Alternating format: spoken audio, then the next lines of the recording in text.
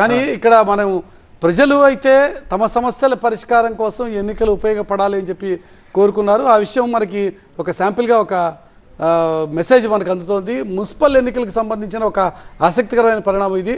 ఎన్నికల సందర్భంగా తమ ఆవేదన తెలియజేస్తూ సూర్యాపేట రైతులు సూర్యాపేట పాత జాతీయ రహదారికి సంబంధించినటువంటి నష్టపరిహారం ఎంతవరకు చెల్లించలేదు అంటూ బ్యాలెట్ పేపర్లతో పాటుగా ఒక పేపర్ని కూడా అందులో వేసినటువంటి సిచ్యువేషన్ మనం చూసాం. దానికి సంబంధించి చిట్టినే మనం చూస్తున్నాం.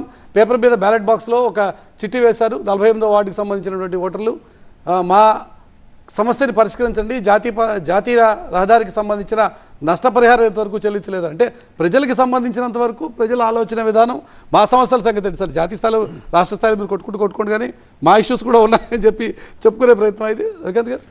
అంటే ఇటువంటి ఫస్ట్ టైం కాదు, చాలా జరిగినాయి గతంలో కూడా. అంటే ఈవీఎంలు ఉంటే అడ్వాంటేజ్ లేకపోయిండే, ఇది బ్యాలెట్ పేపర్ కావడంతో వాళ్ళకున్న ఇష్యూస్ కూడా అందులో పడేసి ఇవే కాదు, కొంచెం ప్రేమలేఖలు కూడా వేస్తారు చాలా మంది. సో అటువంటివి అవి కూడా చూసినాము. బట్ డెఫినెట్గా ఒక ఛాన్స్ అంటే మీ ఇందాక అల్లంనారాయణ గారు చెప్పినట్టు అసలు లోకల్ ఇష్యూస్లో ఎక్కడ ఈ ఎలక్షన్ క్యాంపెయినింగ్ జరగలేదు. రేవంత్ రెడ్డి గారిని చూస్తే కూడా ఆయన కేసీఆర్ గారిని మోదీ గారిని ఆ లెవెల్కే తీసుకెళ్ళినారు. ఇట్లా బీఆర్ఎస్ కూడా బీజేపీ కూడా అదేవిధంగా రెస్పాండ్ అయింది. లోకల్ ఇష్యూస్ ఎక్కడ కూడా రిఫ్లెక్ట్ కాలేదు. సో ఇదొక మేబీ పీపుల్ థాట్ మా పొలిటికల్ పార్టీస్ పట్టించుకోకపోయినా కానీ మీడియానే పట్టించుకుంటుంది, ఇట్లాగానే చూపిస్తుంది అన్న ఒక ఉద్దేశం కావచ్చు. బట్ ఇదేం కొత్తది కాదు, ఇది చాలా ఏళ్ళ నుంచి మనం చూస్తున్నాం. ఇది లోకల్ ఇష్యూస్ను పట్టించుకోకపోతే మనము ఇప్పుడు నల్గొండ పార్లమెంట్ ఎలక్షన్స్లో కూడా చూసినాం. అప్పుడు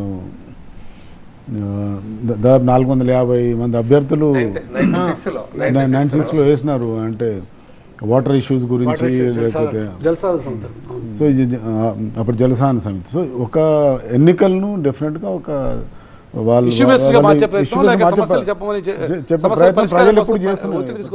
ఎప్పుడు చేస్తూనే ఉన్నారు, ఖచ్చితంగా జరుగుతున్నారు. కానీ మనకి వస్తున్నటువంటి ట్రెండ్స్ గమనిస్తుంటే కాంగ్రెస్ బీఆర్ఎస్ మధ్య అయితే పోటీ మనకి చాలా క్లియర్గా కనిపిస్తుంది. ఏకపక్షంగా అయితే ప్రారంభంలో కనిపించడం లేదు. కాంగ్రెస్ పార్టీ అభ్యర్థులతో పాటుగా బీఆర్ఎస్ అభ్యర్థులు కూడా అదే ప్రారంభ దశలోనే ఉన్నారు. చూద్దాం ఎలా ఉండబోతుందో.